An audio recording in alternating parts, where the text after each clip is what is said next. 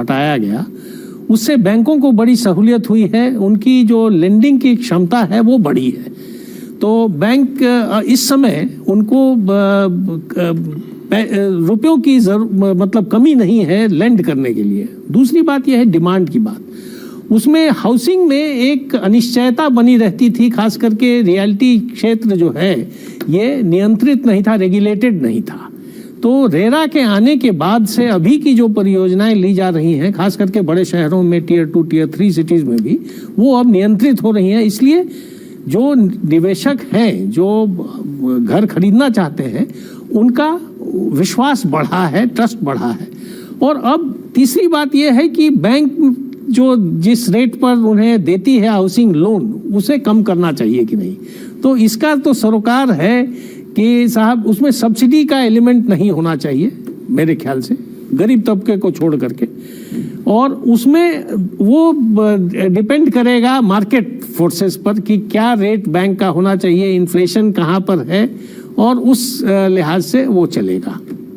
बिल्कुल, आप अपनी बात पूरी कीजिए अशोक जी, बहुत संक्षेप में। हाँ, ये जो मेरा जो निश्चित मत है कि आप 10% से ज्यादा लोग हैं जो 250-300 रुपए प्रतिदिन पे काम कर रहे हैं 100 दिन के लिए, वो अच्छी बात है, क्योंकि वो उस समय ऐसी स्थिति थी कि उनको ये लेना पड़ा जॉब। लेकिन वो बहुत समय तक नहीं चलना चाहिए। उसको क्विकली आप उसकी जो स्किल्स हैं उसको अपग्रेड करिए, ताकि उसकी सोसाइटी में उसकी वैल्यू ज्यादा बढ़े, एंड देयरफॉर उसकी जो वेज रेट हाई हो, तभी ये सारे डेवलपमेंट का मतलब उसके लिए होगा। क्योंकि 250-300 रुपए में आप थोड़े से कम लोग हैं तो ठीक है, लेकिन 10% से ज्यादा लोग ऐसे हैं हमारे देश में, तो वो उसके लिए तो सोच चाहिए। और मुझे आशा है, और बल्कि मेरा ये विश है, मतलब मेरी ये तमन्ना है कि सरकार इसकी तरफ को ध्यान दे कि भाई उसको कैसे कर। और दूसरी बात, जो हमारा ये मुद्रास्फीति है, इन्फ्लेशन है, उसमें क्या है कि उस पर सबसे ज्यादा मार पड़ती है। तो कई बार जो उसका वेज रेट तो फिक्स रहता है,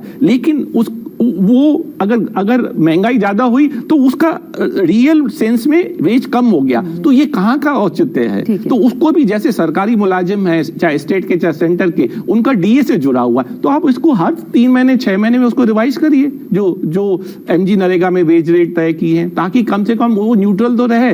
वो उसकी तरफ ध्यान देना जरूरी है। बिल्कुल। प्रदीप अग्रवाल जी जुड़ गए हमारे साथ, chairman ASSOCHAM real estate council. Pradeep ji, शुक्रिया संसद टीवी के साथ जुड़ने के लिए। आप लोग क्या एक्सपेक्ट कर रहे हैं? जैसे अभी हमने बात की तमाम चीजों को लेकर, रियल एस्टेट को लेकर, इंडस्ट्री का दर्जा तो काफी समय से आप लोगों की मांग रही है, लेकिन किस तरह से सेक्टर में और ज्यादा बूम आए, क्या एक्सपेक्ट हो रहा है इंटरिम बजट में?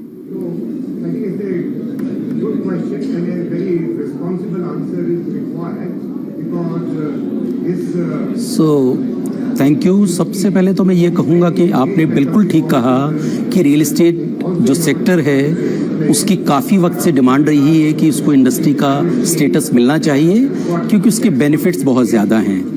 लेकिन मुझे लगता है इंटरिम बजट है, शायद हो सकता है इसके अंदर वो जो फैक्टर है वो फैक्टर इन किया जाए या उसमें कुछ वक्त लगे, लेकिन कुछ चीज़ें ऐसी ज़रूर हैं जो मैं उम्मीद कर रहा हूँ वित्त मंत्री जी से, क्योंकि कॉमन मैन की जो पॉकेट है उस तक उन्हें पहुँचना बहुत ज़रूरी है।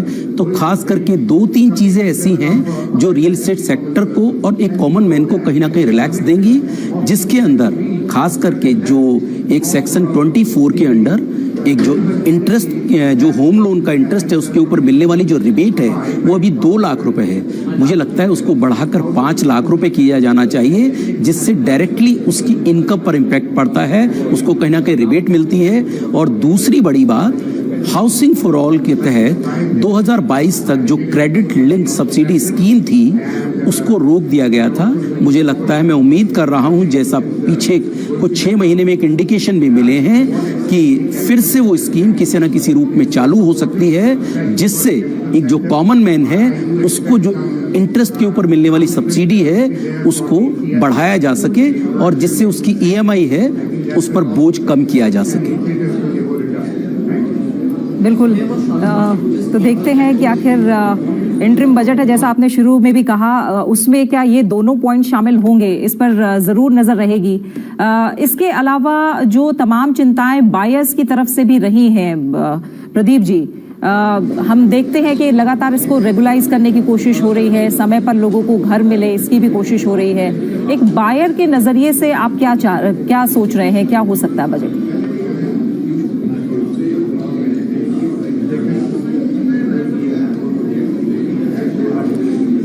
देखिए, बहुत बेहतरीन जो गवर्नमेंट का मूव रहा रेरा का इम्प्लीमेंट करना, रेगुलेटर को ऑन बोर्ड करना, वो एक बहुत बेहतरीन इस इंडस्ट्री के लिए चीज़ रही है।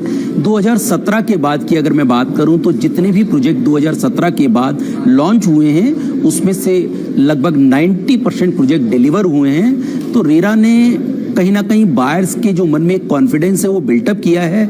देखिए कि आज रियल एस्टेट इंडस्ट्री की बात करें तो उसकी सबसे बड़ी प्रॉब्लम ही ये थी कि जो एक ट्रस्ट डेफिसिट था वो हुआ था।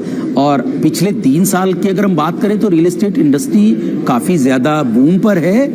और ऐसा जब ही हुआ है कि लोगों के अपने घर मिल पाए हैं। और मैं उम्मीद कर रहा हूँ जो पीछे के बैकलॉग भी हैं, जो स्टॉल्ड प्रोजेक्ट हैं, वो भी कहीं ना कहीं, क्योंकि एक जो स्वामी फंड गवर्नमेंट ने लॉन्च किया उसने बहुत ज़्यादा हेल्प की लोगों के स्टॉल जो घर थे उनको दिलवाने में। और शायद इस बजट में भी जो स्वामी फंड है उसको भी मैं उम्मीद कर रहा हूँ कुछ ना कुछ ज़रूर इंक्रीज किया जाएगा।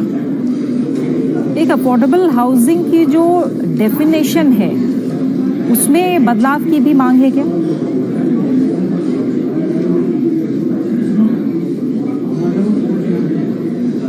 प्रदीप जी। बिल्कुल, आपने ठीक कहा, ये विश लिस्ट हमारी बहुत लंबी है जी।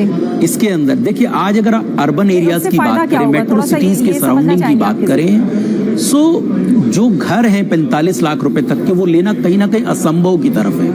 तो बिल्कुल, तो मुझे लगता है कि जो अफोर्डेबल हाउसिंग की डेफिनेशन है वो अब चेंज की जानी चाहिए। एक तो जो कारपेट एरिया है वो 60 मीटर तक है, उसको बढ़ाकर 90 मीटर किया जाना चाहिए। और जो प्राइस पॉइंट है कि 45 लाख रुपए तक के घरों को अफोर्डेबल हाउसिंग की डेफिनेशन में रखा गया है, उसको बढ़ाकर कम से कम 75 लाख रुपए किया जाना चाहिए, जिससे एक जो कॉमन मैन है खास करके अर्बन एरियाज में, मेट्रो सिटीज के सबब में रहने वाले लोगों को अपने घर का सपना पूरा हो सके।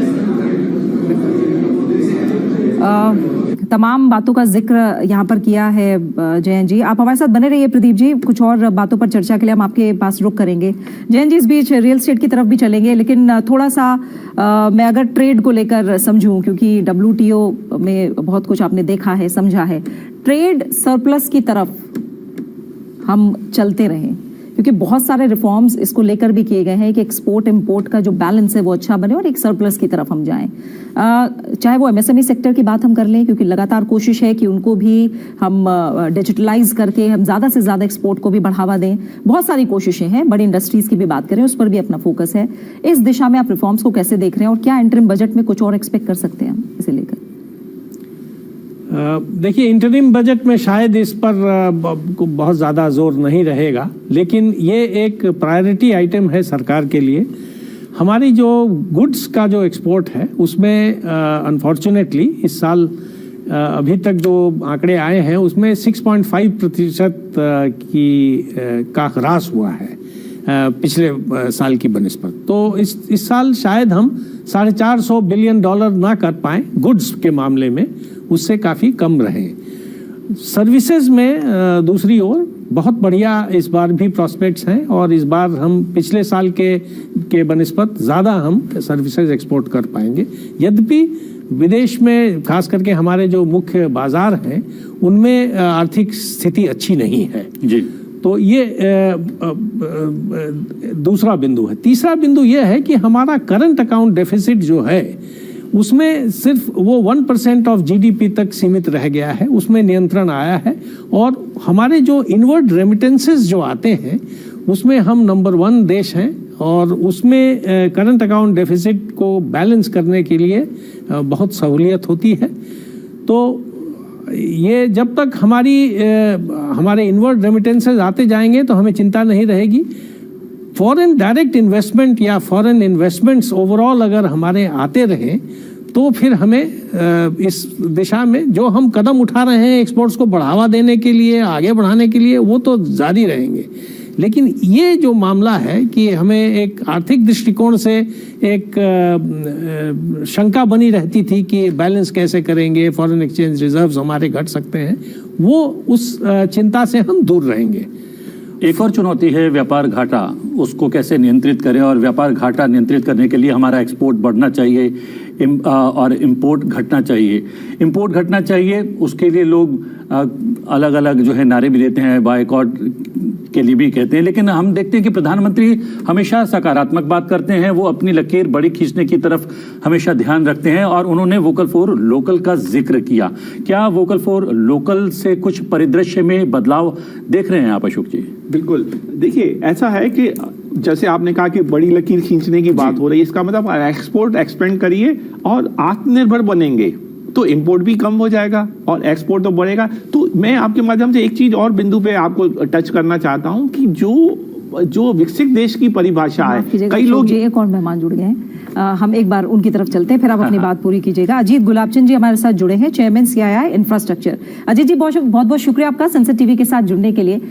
इंफ्रास्ट्रक्चर को लेकर अगर मैं बात करूं तो हो सकता है सबसे जो कम मांगे हो या मैं कहूं शिकायतें हो या शंकाएं हो वो इंफ्रास्ट्रक्चर को लेकर ही हो, क्योंकि बहुत ज्यादा फोकस इंफ्रास्ट्रक्चर को मजबूत करने पर सरकार का लगातार रहा है और हम देख भी रहे हैं कितनी तेजी से काम पूरे हो रहे हैं। फिर भी क्या आपकी विश लिस्ट है इंटरिम बजट में इंफ्रास्ट्रक्चर को लेकर?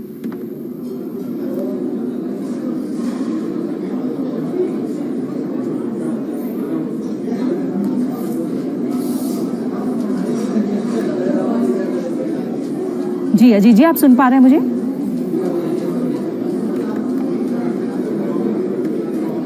लग रहा है हमारी आवाज अजीत जी तक नहीं जा पा रही है। हम कुछ ही देर में एक बार उनसे बात करने की कोशिश करेंगे। अशोक जी आप बात पूरी कीजिए। जो विकसित देश की जो परिभाषा है, प्रति व्यक्ति आय जो $13,500 है, वो आवश्यक है, पर्याप्त नहीं है।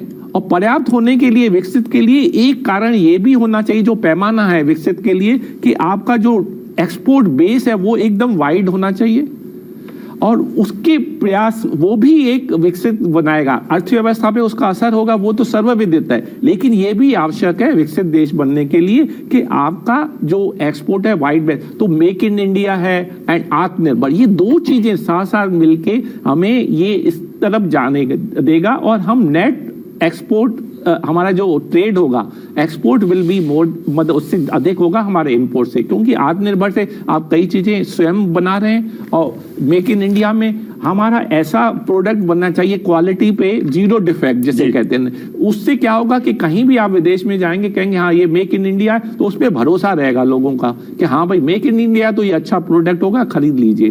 तो उससे ये आपका बहुत ही उस पर रहेगा। इसलिए हमें क्वालिटी पे भी ध्यान देना चाहिए, जीरो डिफेक्ट पे भी ध्यान देना चाहिए, तभी हमारा देश एक विकसित व्यापार में हमारी वृद्धि हो सकती जी। इसमें PLI का थोड़ा सा PLI का दायरा और बढ़े, लगातार हर इंडस्ट्री एक तरह से मांग कर रही है, वो कितना बड़ा सपोर्ट है?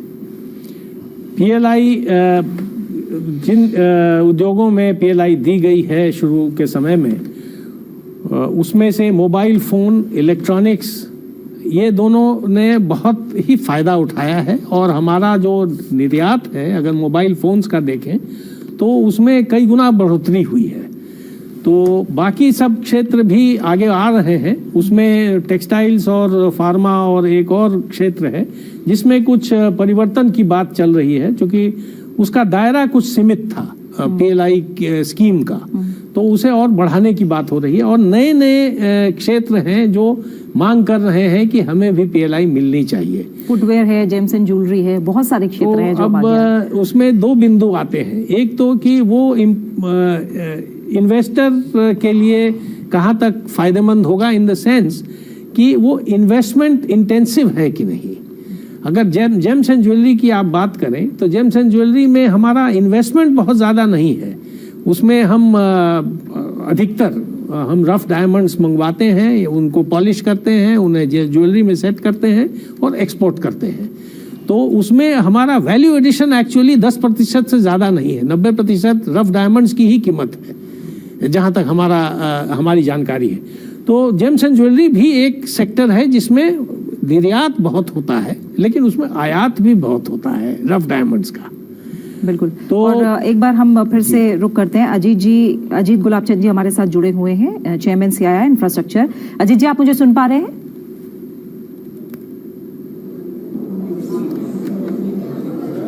अजीत जी, आप सुन पा रहे हैं मुझे?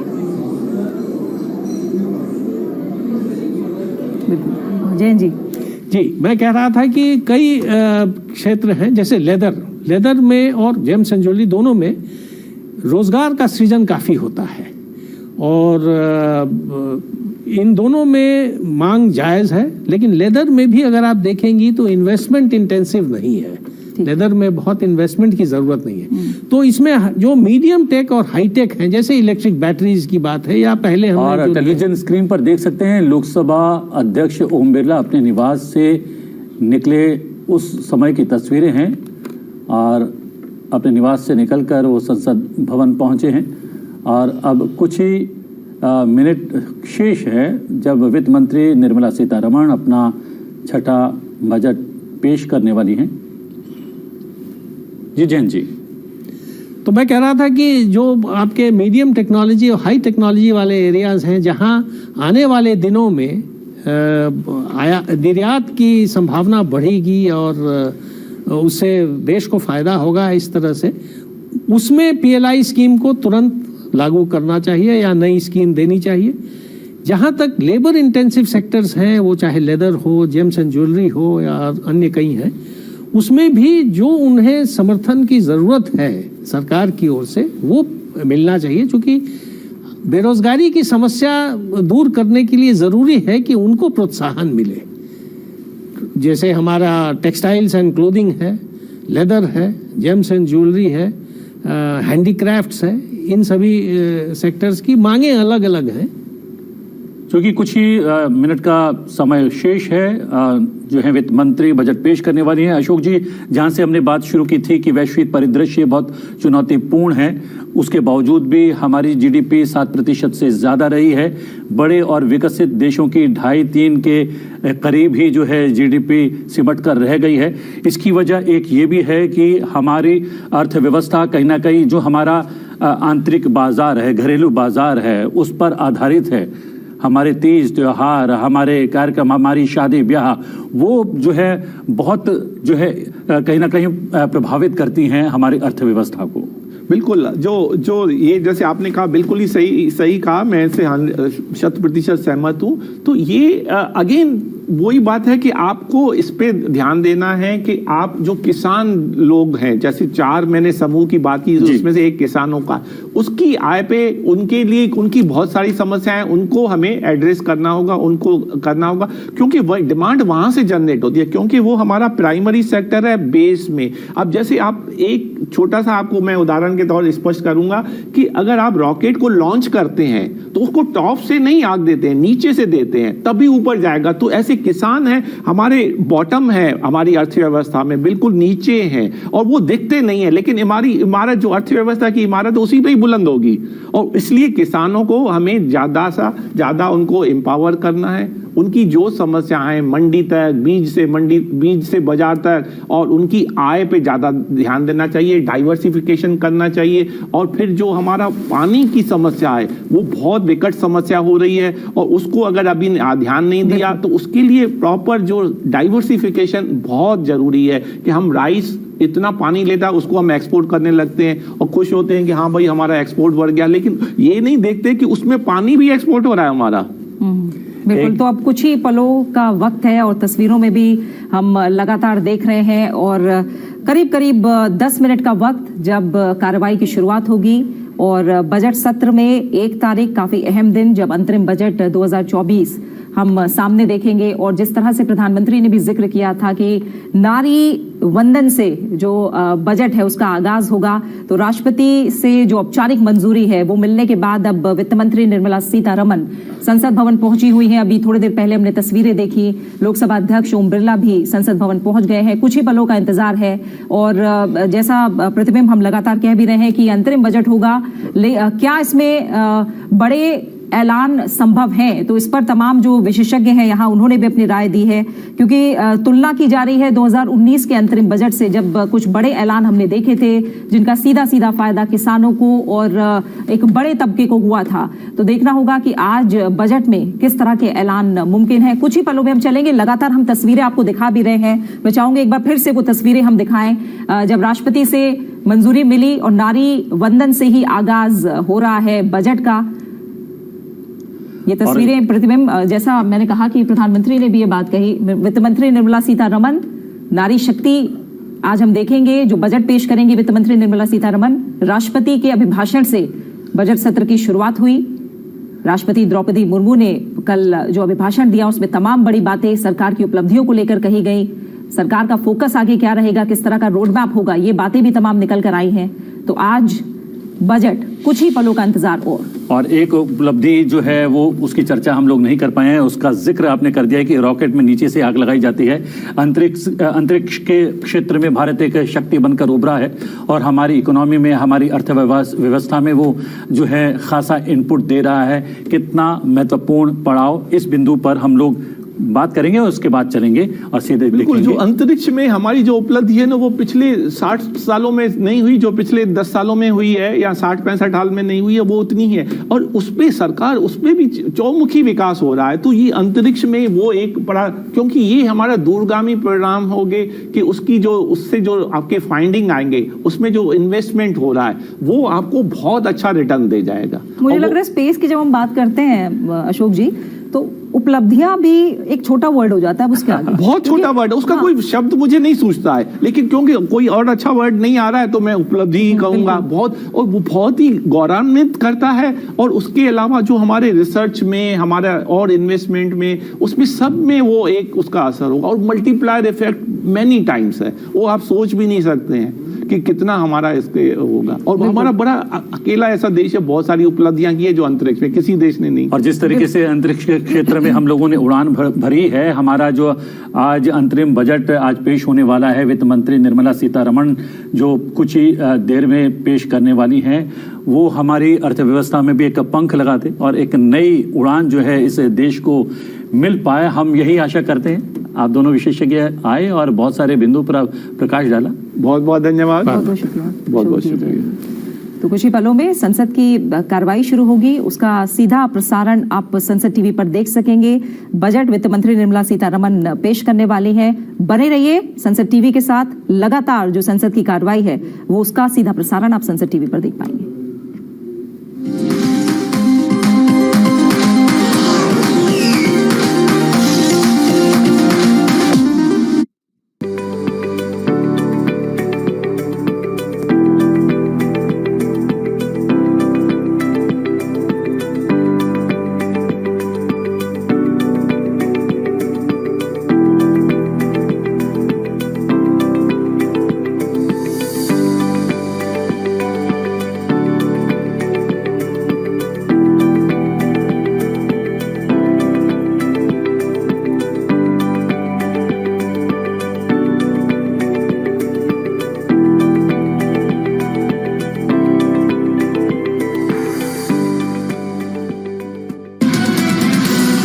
What is Finance Bill? It contains the government's proposals for levying new taxes and modifying the existing tax structure, or even continuing the existing one beyond the period approved by Parliament. It is submitted to Parliament along with the budget.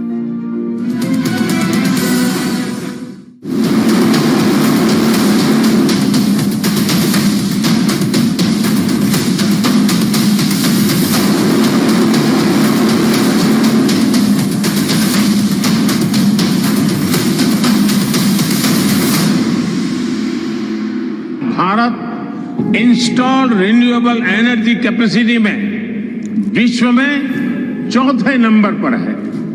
बीते 7 वर्षों में भारत की non fossil fuel energy में 25% से ज्यादा की वृद्धि हुई है।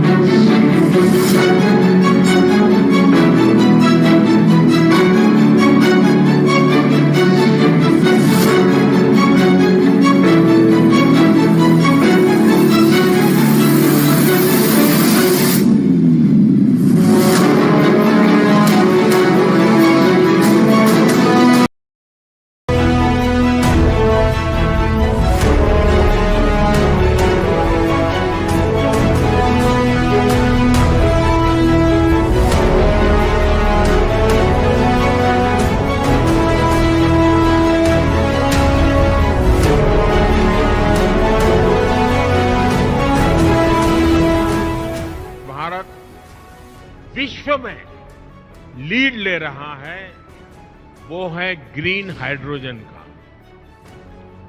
नेशनल ग्रीन हाइड्रोजन मिशन 21वीं सदी के भारत को नई दिशा देगा।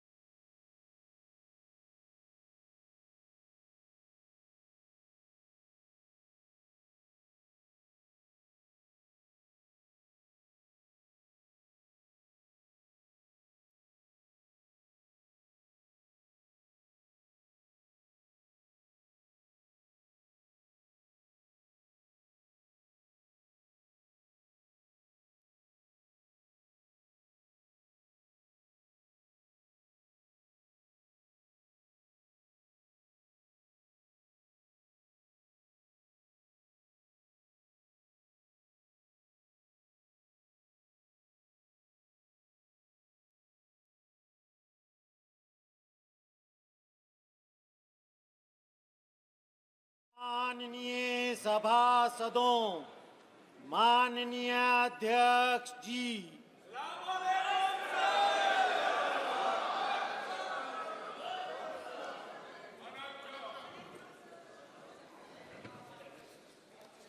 माननीय सदस्यगण,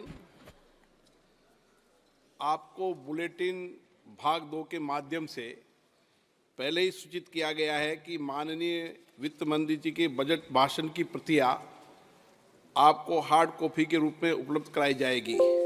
अतः बजट प्रस्तुत हो जाने के पश्चात माननीय सदस्य बजट भाषण की प्रति प्रकाशन काउंटर से प्राप्त कर सकते हैं।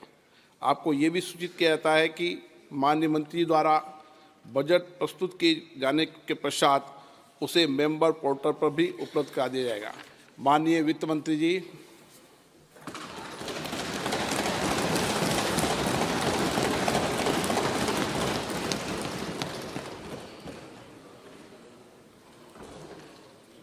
Honorable Speaker, I present the interim budget for 24-25.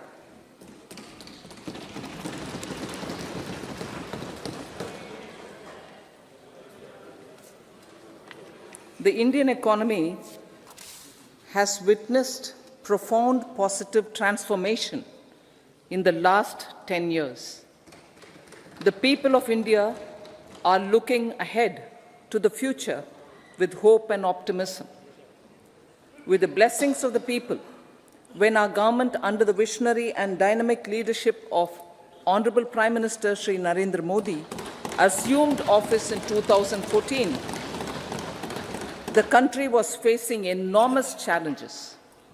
With Sabka Saath, Sabka Vikas as its mantra, the government overcame those challenges in right earnest. Structural reforms were undertaken.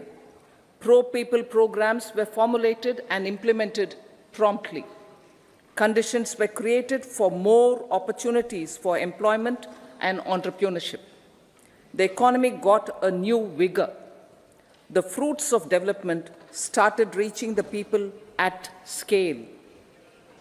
The country got a new sense of purpose and hope. Naturally, the people blessed the government with a bigger mandate. In the second term, our government, under the leadership of Honorable Prime Minister, doubled down on its responsibilities to build a prosperous country with comprehensive development of all people and all regions. Our government strengthened its mantra to Sabka Saath, Sabka Vikas, and Sabka Vishwas.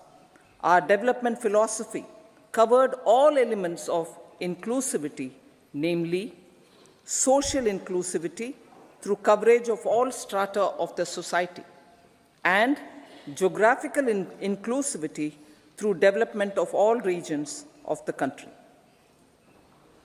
With the whole of nation approach of Sabka Prayas, the country overcame the challenges of once-in-a-century pandemic, took long strides towards Atmanirbhar Bharat, committed to Panch Pran, and laid solid foundations for the Amrit Kal. As a result, our young country has high aspirations, pride in its present, and hope and confidence for a bright future. We expect that our government, based on its stupendous work, will be blessed again by the people with a resounding mandate. Inclusive development and growth. Our humane and inclusive approach to development is a marked and deliberate departure from the earlier approach of provisioning up to village level. Development programs were thus provisioned. In the last 10 years, however, have targeted each and every household and individual through housing for all, Har Ghar Jal, electricity for all, cooking gas for all, bank accounts and financial services for all in record time. The worries about food have been eliminated through free ration for 80 crore people. Minimum support prices for the produce of Annadata are periodically increased appropriately. These and the provision of basic necessities have enhanced real income in the rural areas. Their economic needs could be addressed, thus spurring growth and generating jobs. Social justice. Our government is working with an approach to development that is all-round, all-pervasive, and all-inclusive. Sarvangin, Sarvasparshi, or Sarvasamaveshi. It covers all castes and people at all levels.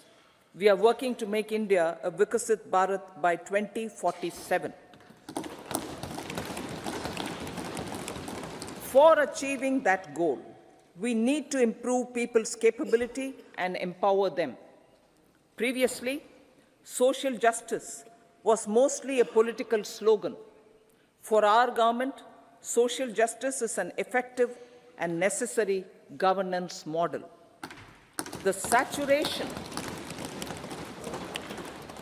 saturation approach of covering all eligible people is the true and comprehensive achievement of social justice. This is secularism in action, reduces corruption, and prevents nepotism, prevents Bhai Bhatijawad. There is transparency and assurance that benefits are delivered to all eligible people. The resources are distributed fairly. All, regardless of their social standing, get access to opportunities. We are addressing systemic inequalities that had plagued our society. We focus on outcomes and not on outlays so that the social economic transformation is achieved. As our Prime Minister firmly believes, we need to focus on 4 major castes. They are Garib, Mahilaye, Yuva, and Annadata. Their needs, their aspirations, and their welfare are our highest priority. The country progresses when they progress. All 4 require and receive government support in their quest to better their lives. Their empowerment and well-being will drive the country forward. Garib Kalyan, Desh Ka Kalyan. We believe in empowering the poor. The earlier approach of tackling poverty through entitlements had resulted in very modest outcomes. When the poor became empowered partners in the development process, government's power to assist them also increases manifold. With the pursuit of Sabka Saath, in these 10 years, the government has assisted 25 crore people to get freedom from multi-dimensional poverty. Our government's efforts are now getting synergized with energy and passion of such empowered people. This is truly elevating them from poverty. Direct benefit transfer of 34 lakh crore rupees from the government using PM Jan Dhan accounts has led to savings of 2.7 lakh crores of rupees for the government. This savings has been realized through avoidance of leakages prevalent earlier. The savings have helped in providing more funds for Garib Kalyan. PM Swanidhi has provided credit assistance to 78 lakh street vendors. From that total of 78 lakh street vendors, 2.3 lakh have received credit for the 3rd time. PM Janman Yojana reaches out to the particularly vulnerable tribal groups who have remained outside the realm of development so far. PM Vishwakarma Yojana provides end-to-end support to artisans and craftspeople engaged in 18 trades. The schemes for empowerment of Divyangs and transgender persons reflect firm resolve of our government to leave no one behind. Welfare of Annadata. Farmers are our Annadata. Every year under PM Kisan Samman Yojana, direct financial assistance is provided to 11.8 crore farmers, including marginal and small farmers. Crop insurance is given to 4 crore farmers under PM Fasal Bima Yojana. These, besides several other programs, are assisting Annadata in producing food for the country and for the world.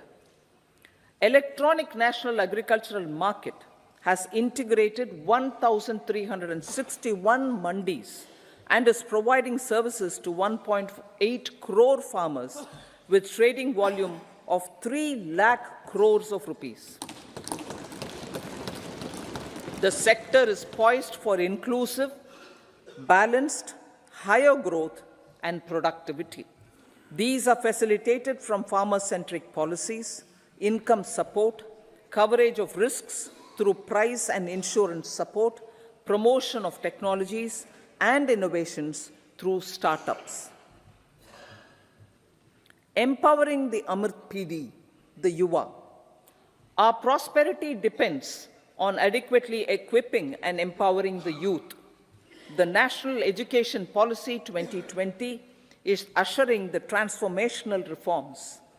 PM Schools for Rising India, PM Shri, are delivering quality teaching and nurturing holistic and well-rounded individuals. The Skill India mission has trained 1.4 crore youth, upskilled and reskilled 54 lakh youth, and established 3,000 new ITIs. A large number of institutions of higher learning, namely 7 IITs, 16 triple ITs, 7 IIMs, 15 AIMS, and 390 universities have been set up.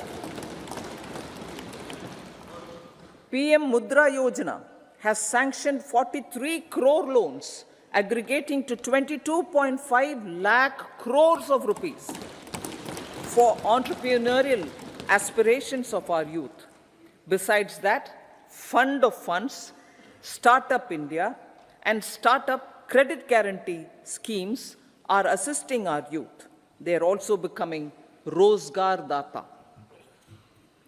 The country is proud of our youth scaling new heights in sports. The highest ever medal tally in Asian Games and Asian Para Games in 2023 reflects a high confidence level.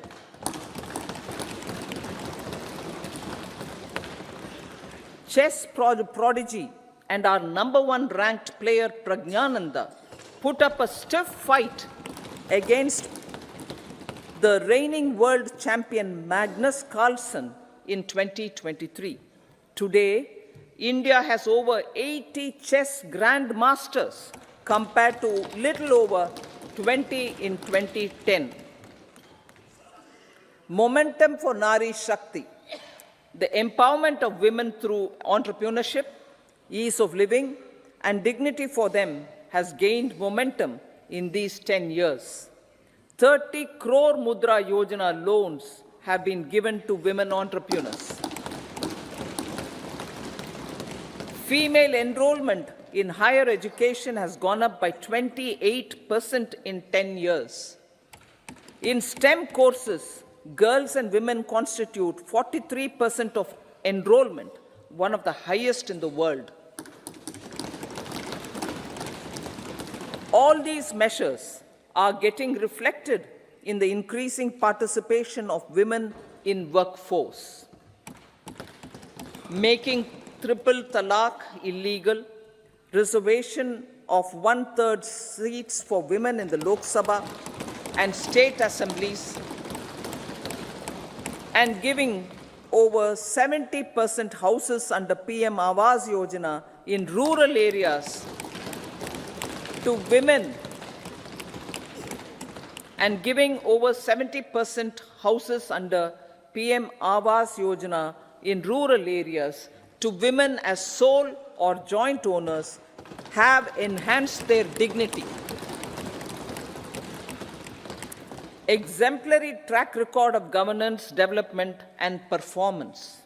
Besides delivering on high growth in terms of gross domestic product, the government is equally focused on a more comprehensive GDP, that is, governance, development, and performance. Our government has provided transparent, accountable, people-centric, and prompt, trust-based administration with citizen-first and minimum government, maximum governance approach. The impact of all-round development is discernible in all sectors. There is macroeconomic stability, including in the external sector. Investments are robust. The economy is doing well. People are living better and earning better, with even greater aspirations for future. Average real income of the people has increased by 50%. Inflation is moderate. People are getting empowered, equipped, and enabled to pursue their aspirations. There is effective and timely delivery of programs and of large projects. Economic management. The multi-pronged economic management over the past 10 years has complemented people-centric, inclusive development. Following are some of the major elements. 1. All forms of infrastructure, physical, digital, or social, are being built in record time.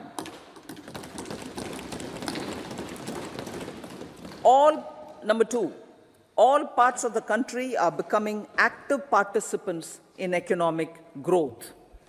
Number 3, digital public infrastructure, a new factor of production as if in the 21st century, is instrumental in formalization of the economy.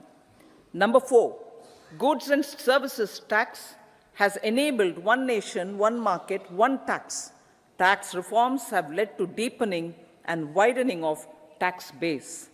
Number 5, strengthening of the financial sector has helped in making savings, credit, and investments more efficient. Number 6, GIFT, IFSC, and the Unified Regulatory Authority, IFSCA, are creating a robust gateway for global capital and financial services for the economy. Number 7, proactive inflation management has helped keep inflation within the policy band. Now, the global context, Honorable Speaker, sir. Geopolitically, global affairs are becoming more complex and challenging with wars and conflicts. Globalization is being redefined with reshoring and friendshoring, disruption and fragmentation of supply chains, and competition for critical minerals and technologies. A new world order is emerging after the COVID pandemic. India assumed the G20 presidency during very difficult times for the world. The global economy was going through high inflation, high interest rates, low growth, very high public debt, low trade growth, and climate changes. The pandemic has led to a crisis of food, fertilizer, fuel, and finances for the world, while India successfully navigated its way. The country showed the way forward and built consensus on solutions for those global problems. The recently announced India-Middle East-Europe economic corridor is a strategic and economic game changer for India and others. In the words of Honorable Prime Minister, the corridor, and I quote, will become the basis of world trade for hundreds of years to come, and history will remember that this corridor was initiated on Indian soil, unquote. Vision for Vikasit Bharat. Our vision for Vikasit Bharat is that of prosperous Bharat in harmony with nature, with modern infrastructure, and providing opportunities for all citizens and all regions to reach their potential. With confidence arising from strong and exemplary track record of performance and progress, earning Sabka Vishwas, the next 5 years will be years of unprecedented development and golden moments to realize the dream of developed India by 2047. The trinity of demography, democracy, and diversity, backed by Sabka Prayas, has the potential to fulfill aspirations of every Indian. As Honorable Prime Minister in his Independence Day address to the nation mentioned, I quote, there is no dearth of opportunities, as many opportunities as we want. The country is capable of creating more opportunities. Sky is the limit, unquote. Strategy for Amrit Kal. Our government will adopt economic policies that foster and sustain growth, facilitate inclusive and sustainable development, improve productivity, create opportunities for all, help them enhance their capabilities, and contribute to generation of resources to power investments and fulfill aspirations. Guided by the principle, reform, perform, and transform, the government will take up next generation reforms and build consensus with the states and stakeholders for effective implementation. It is an important policy priority for our government to ensure timely and adequate finances, relevant technologies, and appropriate training for the micro, small, and medium enterprises, MSMEs, to grow and also compete globally. Orienting the regulatory environment to facilitate their growth will be an important element of this policy mix. Aligning with the Panchamrit goals, our government will facilitate sustaining high and more resource-efficient economic growth. This will work towards energy security in terms of availability, accessibility, and affordability. For meeting the investment needs, our government will prepare the financial sector in terms of size, capacity, skills, and regulatory framework. Aspirational Districts Program. Our government stands ready to assist the states in faster development of aspirational districts and blocks, including generation of ample economic opportunities. Development of the East. Our government will pay utmost attention to make the eastern region and its people a powerful driver of India's growth. PM Awas Yojana Gramin. Despite the challenges due to COVID, implementation of PM Awas Yojana Gramin continued, and we are close to achieving the target of 3 crore houses. 2 crore more houses will be taken up in the next 5 years to meet the requirement arising from increase in the number of families. Rooftop solarization and Muft Bijli. Through rooftop solarization, 1 crore households will be enabled to obtain up to 300 units free electricity every month. This scheme follows the resolve of Honorable Prime Minister on the historic day of consecration of Sri Ram Mandir in Ayodhya. Following benefits are expected. Savings up to 15 to 18,000 rupees annually for households from free solar electricity and selling the surplus to the distribution companies. Charging of electric vehicles. Entrepreneurship opportunities for a large number of vendors for supply and installation. Employment opportunities for the youth with technical skills in manufacturing, installation, and maintenance. Housing for middle class. Our government will launch a scheme to help deserving sections of the middle class, and I quote from Honorable Prime Minister's words, living in rented houses or slums or chawls and unauthorized colonies, unquote, to buy or build their own houses.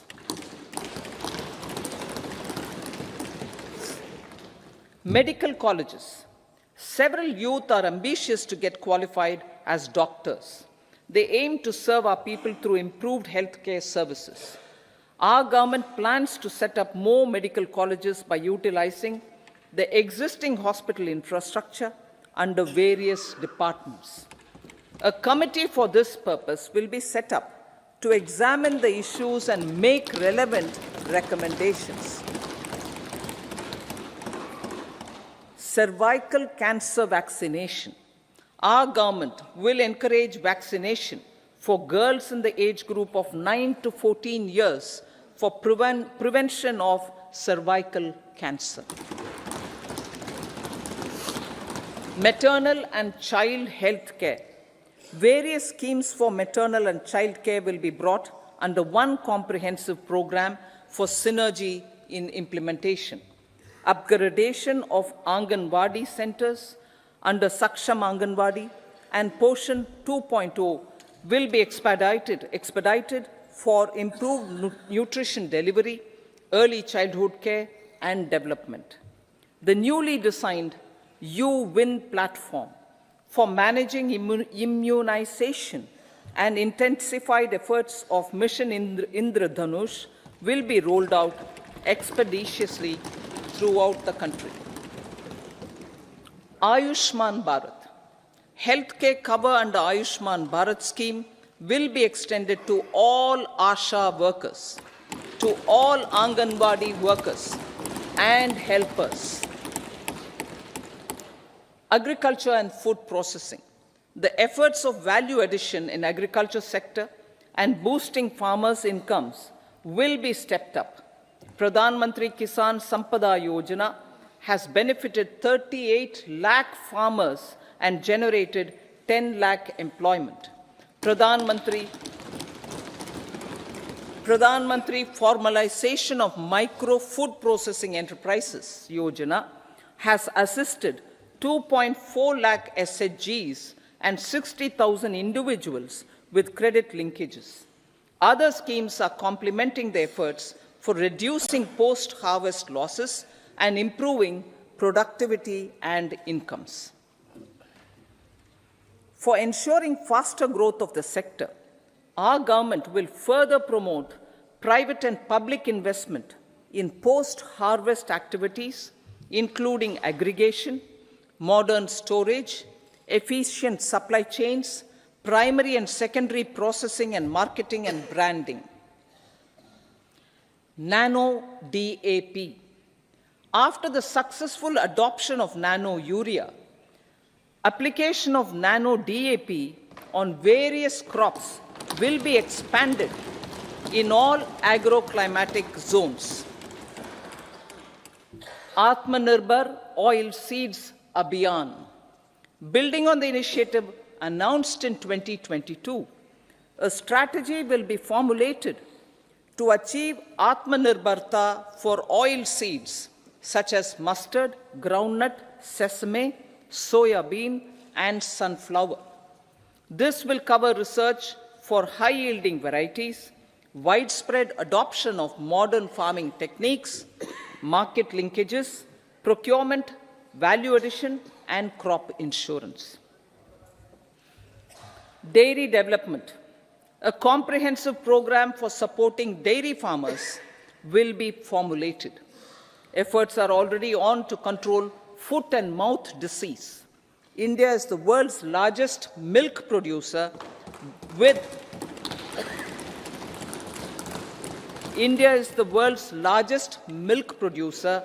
but with low productivity of milch animals. The program will be built on the success of existing schemes such as Rashtriya Gokul Mission, National Livestock Mission, and infrastructure development funds for dairy processing and animal husbandry. Matsya Sampada. It was a government which set up a separate department for fisheries, realizing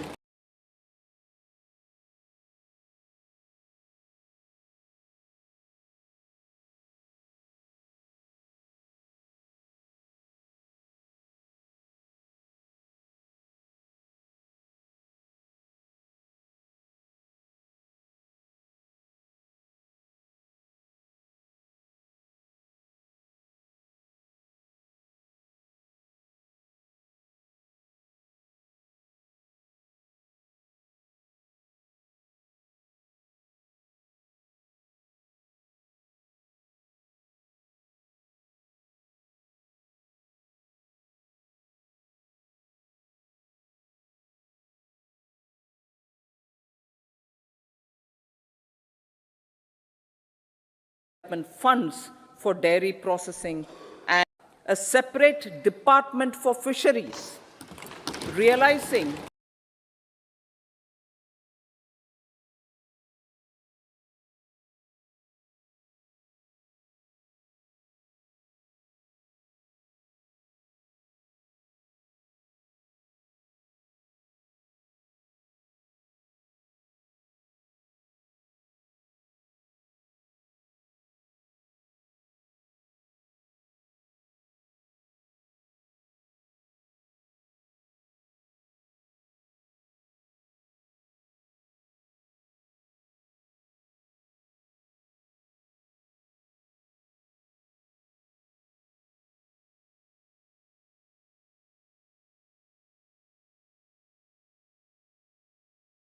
a separate department for fisheries, realizing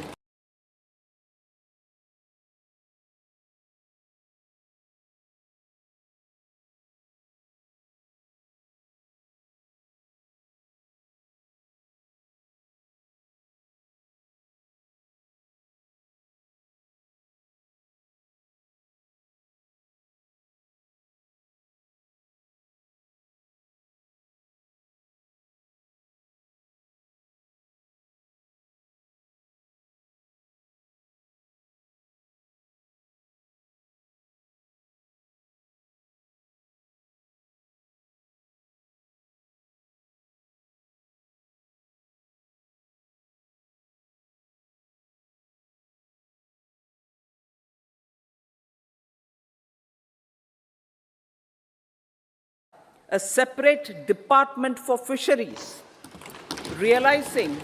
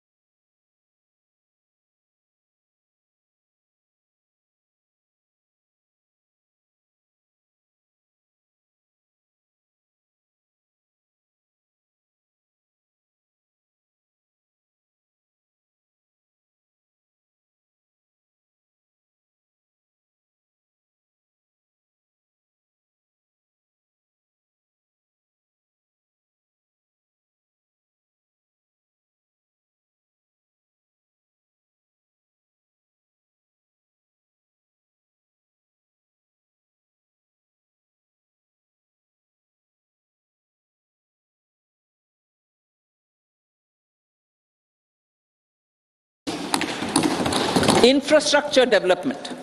Building on the massive tripling of the capital expenditure outlay in the past 4 years, resulting in huge multiplier impact on economic growth and employment creation, the outlay for the next year is being increased by 11.1% to 11,111 crore rupees. This would be 3.4% of our GDP.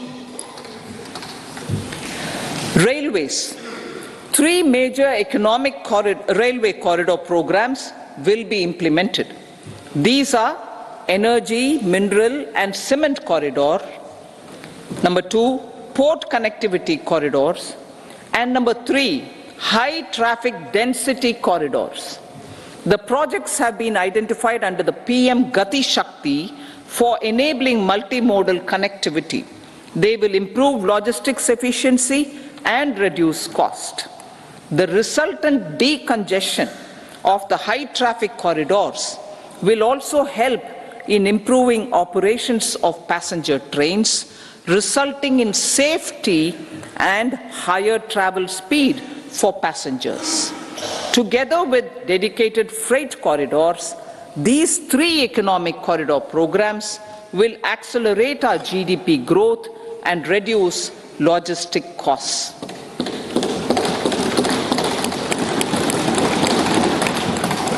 40,000 normal rail bogies will be converted to Vande Bharat standards to enhance safety, convenience, and comfort of passengers. Aviation sector. The aviation sector has been galvanized in the past 10 years. Number of airports have doubled to 149. Rollout of air connectivity to Tier 2 and Tier 3 cities under Udan scheme has been widespread. 517 new routes are carrying 1.3 crore passengers. Indian carriers have proactively placed orders for over 1,000 new aircrafts. Expansion of existing airports and development of new airports will continue expeditiously. Metro and Namo Bharat. We have a fast expanding middle class and rapid urbanization is taking place. Metro rail and Namo Bharat can be the catalyst for the required urban transformation. Expansion of these systems will be supported in large cities, focusing on transit-oriented development. Green energy. Towards meeting our commitment for net zero by 2070, the following measures will be taken. Viability gap funding will be provided for harnessing offshore wind energy potential for initial capacity of 1 gigawatt. Coal gasification and liquefaction capacity of 100 metric tons will be set up by 2030. This will also help in reducing imports of natural gas, methanol, and ammonia. Phased mandatory blending of compressed biogas in compressed natural gas for transport and piped natural gas for domestic purposes will be mandated. Financial assistance will be provided for procurement of biomass aggregation machinery to support collection. Electric vehicle ecosystem. Our government will expand this and strengthen the e-vehicle ecosystem by supporting manufacturing and charging infrastructure. Greater adoption of e-buses for public transport networks will be encouraged through payment security mechanism. Biomanufacturing and biofoundry. For promoting green growth, a new scheme of biomanufacturing and biofoundry will be launched. This will provide environment-friendly alternatives such as biodegradable polymers, bioplastics, biopharmaceuticals, and bioagri inputs. This scheme will also help in transforming today's consumptive manufacturing paradigm to the one based on regenerative principles. Blue Economy 2.0. For promoting climate resilient activities for Blue Economy 2.0, a scheme for restoration and adaptation measures and coastal aquaculture and mariculture with integrated and multi-sectoral approach will be launched. Comprehensive development of tourist centers. The success of organizing G20 meetings in 60 places presented diversity of India to global audience. Our economic strength has made the country an attractive destination for business and conference tourism. Our middle class also now aspires to travel and explore. Tourism, including spiritual tourism, has tremendous opportunities for local entrepreneurship.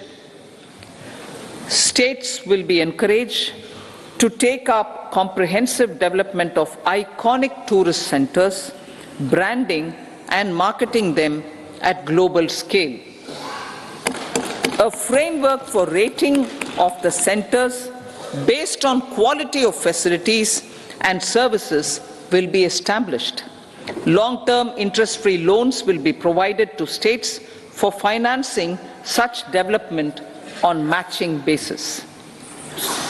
To address the emerging fervor for domestic tourism, Honorable Speaker, sir, projects for port connectivity, tourism infrastructure, and amenities will be taken up on our islands, including Lakshadweep. This will help in generating employment also. Promoting investments. The FDI inflow during 2014 to 23 was $596 billion US, marking a golden era. That is twice the inflow during 2005 to 14. For encouraging sustained foreign investment, we are negotiating bilateral investment treaties with our foreign partners in the spirit of First Develop India. FDI is First Develop India. Reforms in the states for Vikasit Bharat. Many growth and development enabling reforms are needed in the states for realizing the vision of Vikasit Bharat.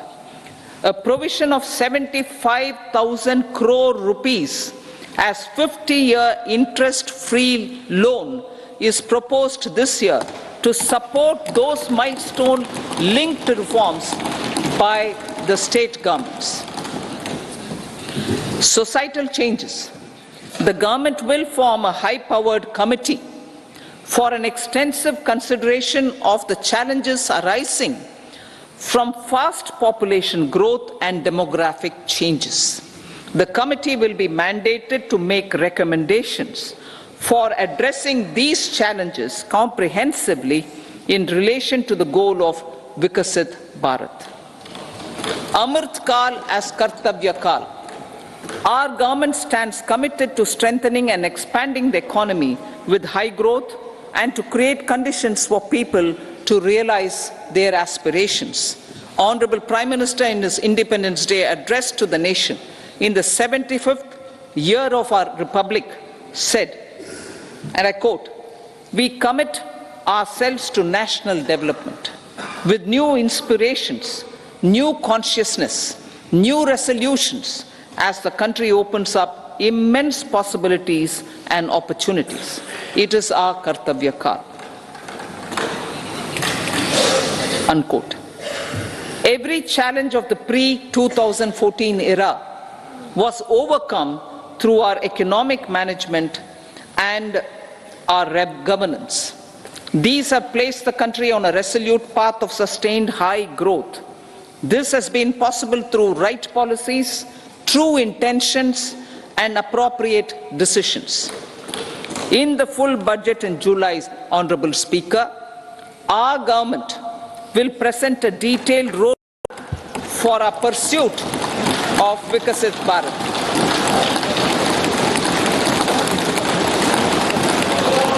Revised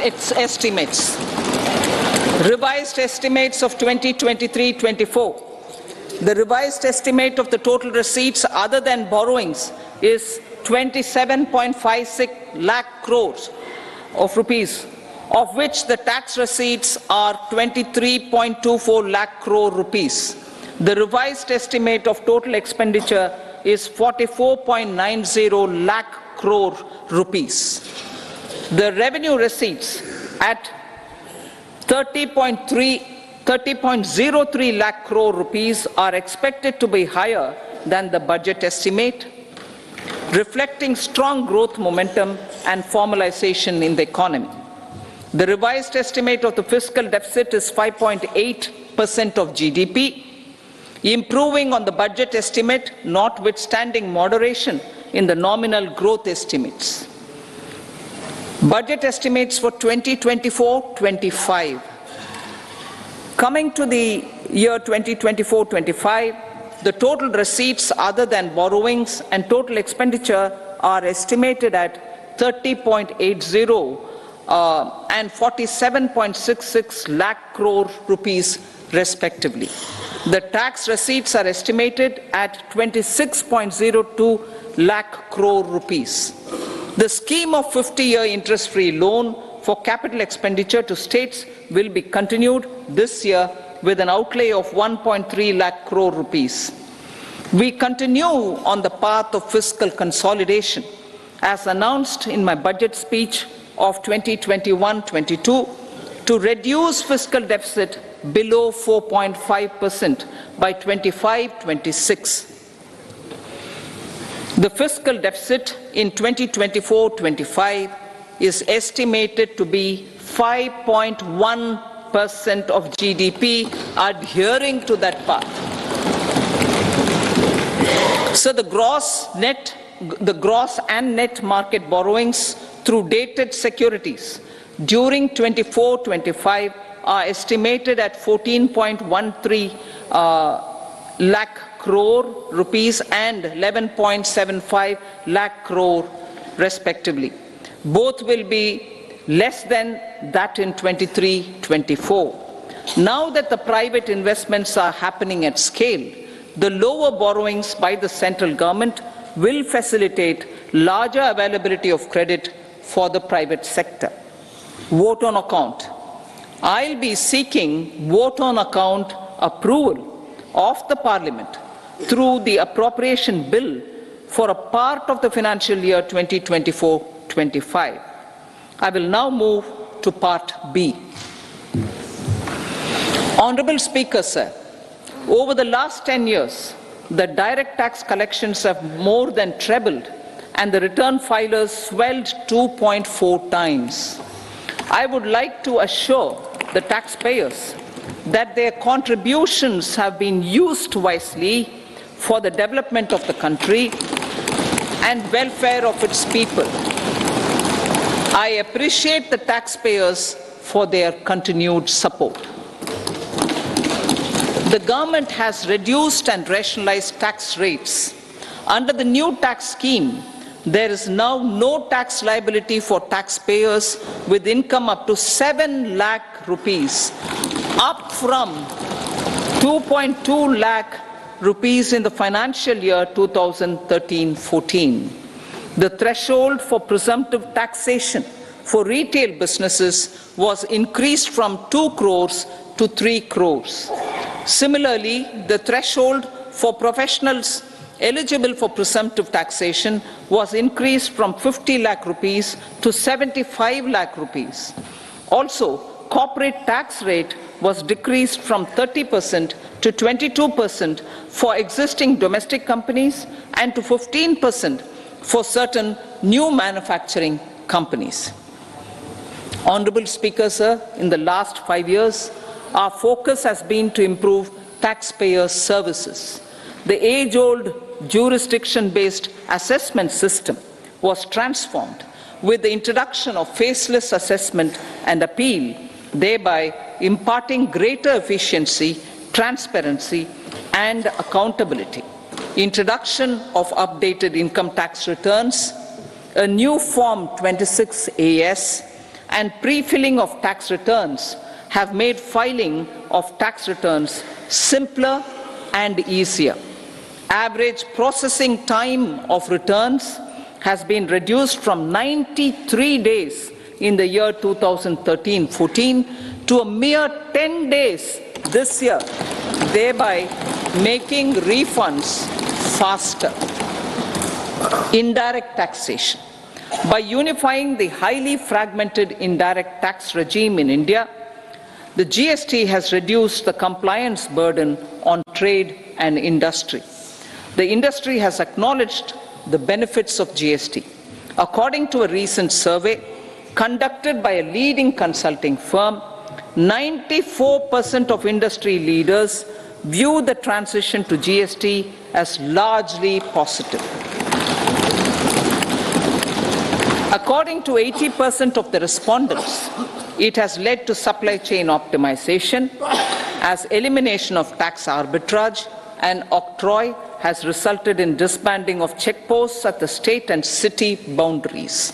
At the same time, tax base of GST more than doubled, and the average monthly gross GST collection has almost doubled to 1.66 lakh crores this year. States too have benefited. States' SGST revenue, including compensation released to states in the post-GST period of 2017-18 to 2022-23, has achieved a buoyancy of 1.22.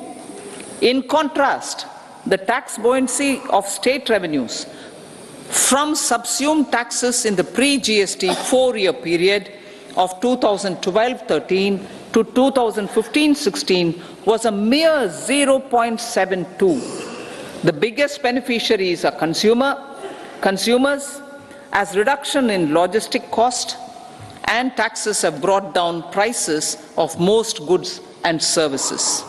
We have taken a number of steps in customs to facilitate international trade.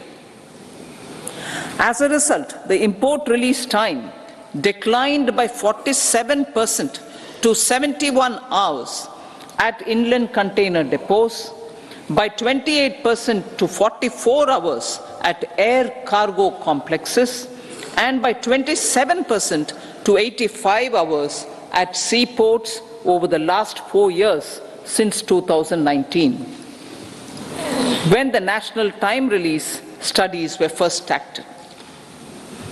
Tax proposals. As for tax proposals, in keeping with the convention, I do not propose to make any changes relating to taxation and propose to retain the same tax rates for direct and indirect taxes, including import duties.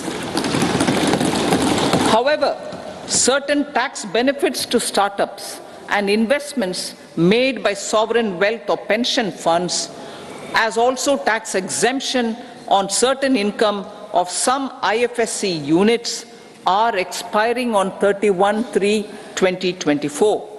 To provide continuity in taxation, I propose to extend the date to 31/3/2025. Moreover, in line with our government's vision to improve ease of living and ease of doing business, I wish to make an announcement to improve taxpayer services. There are a large number of petty, non-verified, non-reconciled or disputed direct tax demands, many of them dating as far back as 1962, which continue to remain on the books, causing anxiety to honest taxpayers and hindering refunds of subsequent years. Honorable Speaker, sir, I propose to withdraw such outstanding direct tax demands up to 25,000 rupees pertaining to the period up to financial year 2009-10 and up to 10,000 rupees for financial years 2010-11 to 2014-15. This is expected to benefit about 1 crore taxpayers. 1 crore taxpayers would benefit out of this. Economy then and now. In 2014, when our government assumed the reins, the responsibility to mend the economy step by step and to put the governance systems in order was enormous. The need of the hour was to give hope to the people, to attract investments, and to build support for the much needed reforms. The government did that successfully, following a strong belief of nation first. The crisis of those years has been overcome and the economy has been put firmly on a high, sustainable growth path with all-round development. It is now appropriate to look at where we were then. I repeat, it is now appropriate to look at where we were then till 2014 and where we are now, only for the purpose of drawing lessons from the mismanagement of those years. The government will lay a white paper on table of the House.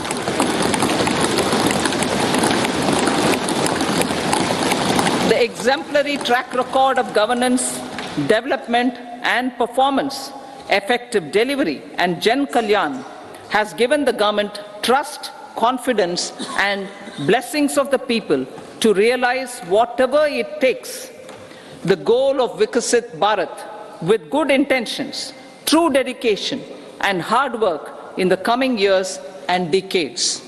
With this, Honorable Speaker, I commend the interim budget to this august House. Jai Hind.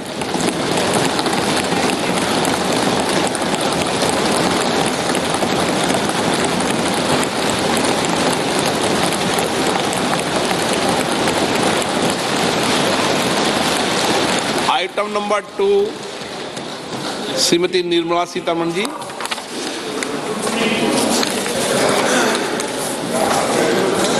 Sir, with your permission, I rise to lay on the table the following statements under Section 3(1) of the Fiscal Responsibility and Budget Management Act 2003, Medium-Term Fiscal Policy cum Fiscal Policy Strategy Statement and Macroeconomic Framework Statement. Item number 3 Shrimati Nirmala Sitharaman ji. Sir, with your permission, I rise to move for leave to introduce the Finance Bill 2024. प्रश्न ये कि विधेयक को पुनर्स्थापित करने की अनुमति प्रदान की जाए। जो सदस्य इसके पक्ष में हाँ कहें, जो सदस्य विरोध में ना कहें। मेरे विचार में निर्णय हाँ वालों के पक्ष हुआ, हाँ वालों के पक्ष हुआ। माननीय मंत्री जी विधेयक को पुनर्स्थापित करें। So I introduce the bill. सभा की कार्रवाई शुक्रवार दिनांक 2 फरवरी 2024 को प्राप्त 11 बजे तक के लिए स्थगित की जाती है।